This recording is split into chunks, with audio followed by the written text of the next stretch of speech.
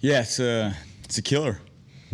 I mean, the injury, of course, but you just have such a up-and-comer, rookie who's starting to play great on teams, all 4 phases, every rep, hasn't missed a snap in practice, hasn't missed a snap in a game on special teams yet.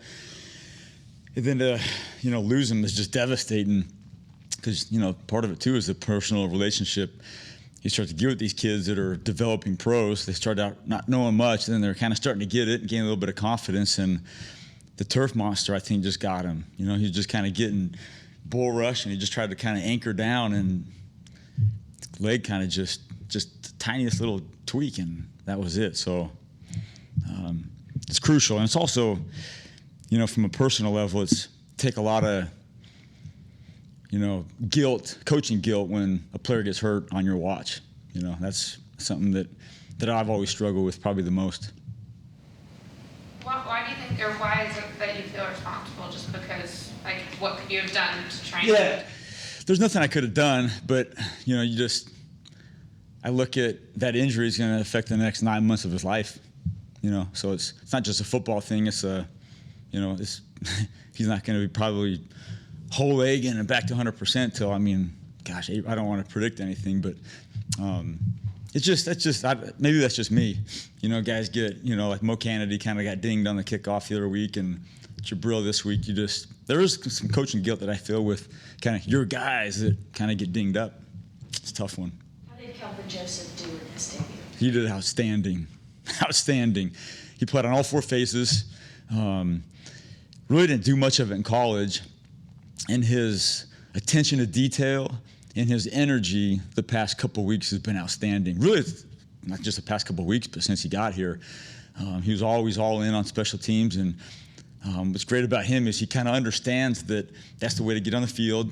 Once you start dressing, then you start getting some defensive opportunities. But you got to just play first. And so I'm really proud of him working hard, with the trainers to get back. And then we got him in the game, and he was a positive factor really on all 4 phases.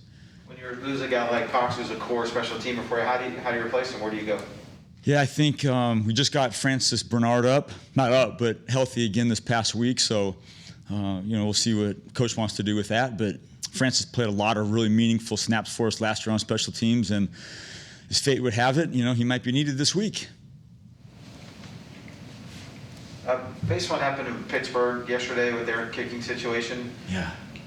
Who's your emergency kicker and punter and holder and all these things?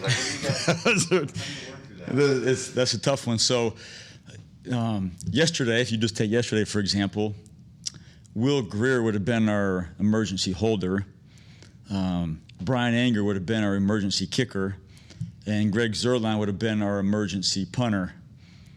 And we have a couple of guys that can snap it. Blake Jarwin can snap. Connor Williams can snap. And CeeDee Lamb can snap incredibly well. Really? Yep, that's a fact.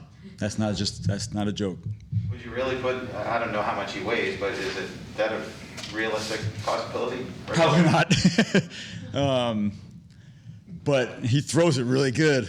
So tighten those guards down and put the PP up in there. When did you first see that or find that out? I think, it might have been last year. Messing around in the field.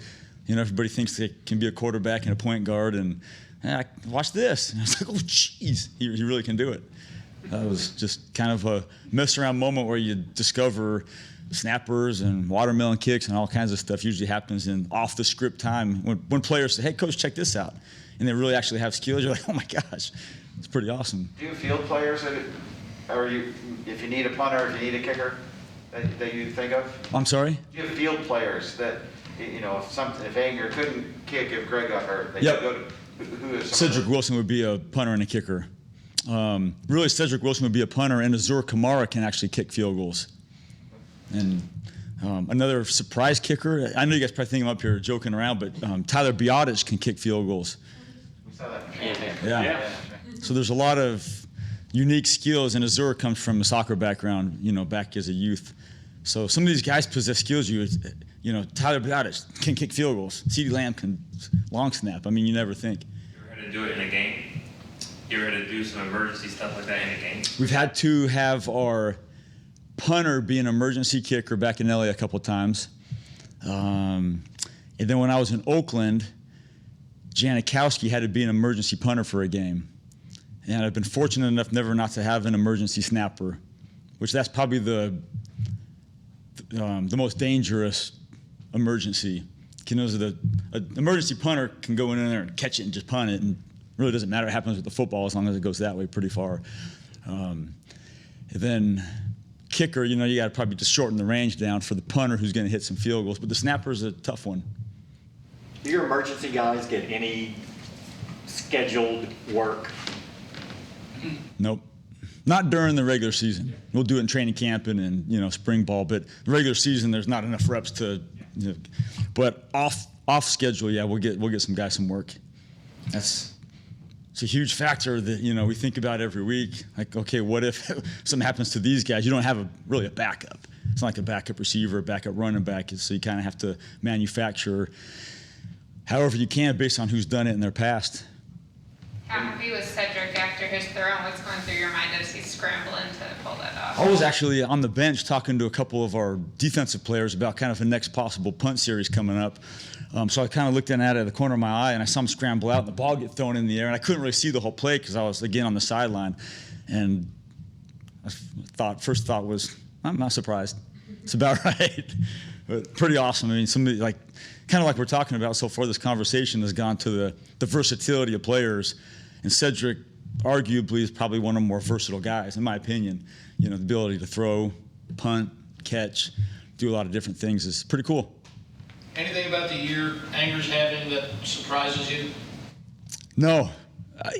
We talked about this before, too, and I thought he's always been one of the top guys in the NFL over the past 10 years. So nothing surprised me. There's been majority of the time he hit just great balls, and there's a few times, like in this past game, the first 2 balls he hit were right on the money, and then the next 2 punts he hit, there's just such a fine line between a great ball and a one that's just like, dang it, I just missed it. He hit a 37-yard punt that ended up kind of rolling on the ground, and if he just gets the ball outside just a little bit more, he adds 10 yards to it, it's probably fair caught, and it's a whole first down. So just the difference in, just the ball drop affects 10 yards of field position for our defense. And so we come off to the sideline, and the specialists were like, gosh, dang it. You know what I mean? We're all kind of like, we could have made them earn one more first down just by getting a better punt. And so, I'm sure the broadcast goes to commercial and all that and comes back, and not much is thought of it, but we think a lot about that. The difference between a 37-yard and a 47-yard punt is a whole first down to be earned by the opponent. So, but he's getting better, and I love having him out there. A nice penalty, what do you say to him on a situation like that? Keep the football. And that's a bad penalty. It's a bad penalty. 4th and 5, and, just a bad penalty. All right. Thanks, guys. Okay, thanks.